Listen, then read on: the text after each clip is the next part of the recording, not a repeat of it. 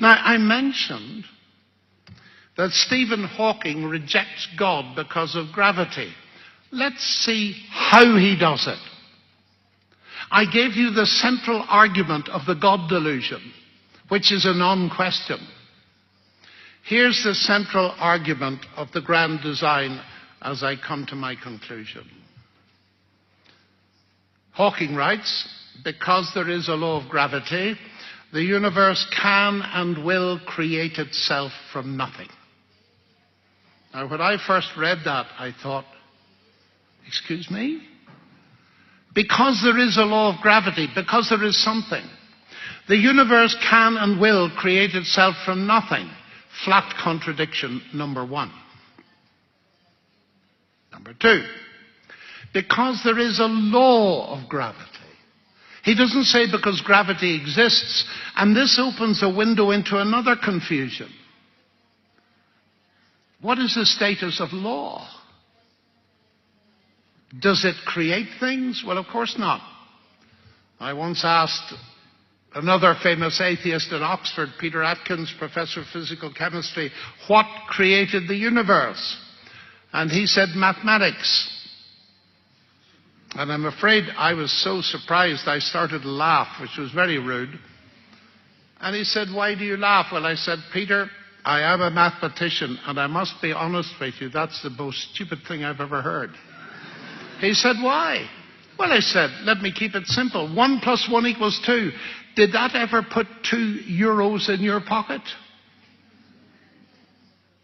Just as a little aside, ladies and gentlemen, have you heard of the financial crisis? Do you know what caused that partially? Some people believed that doing mathematics could create money. But mathematics doesn't create anything, it describes. Newton's laws of motion will describe the movement of a billiard ball, a little bit anyway, but they won't cause the ball to move. People with a cue do that. And this is a huge confusion that the laws of nature are causes. They're not. They're descriptions of what is there. So, a law of gravity is meaningless if gravity isn't already present.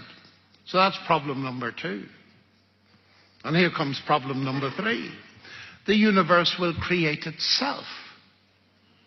Well, if I say X creates Y, what does that mean? It roughly means if you've got X, you'll get Y. And if I say X creates X, what does that mean? It means if you've got X, you'll get X. And what does that mean?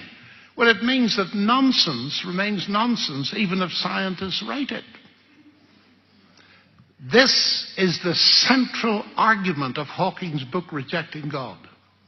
It's got 3 distinct levels of absurdity or self-contradiction in it. I find that very worrying. Now, don't misunderstand me, ladies and gentlemen. Stephen Hawking I admire greatly as a mathematician and theoretical physicist. He's a genius. He was a little bit ahead of me in Cambridge, and he's light years ahead of me in his brain power. But I'm afraid in these statements, he is proving the truth of what Einstein wrote years ago. Outside his field, the scientist is a poor philosopher.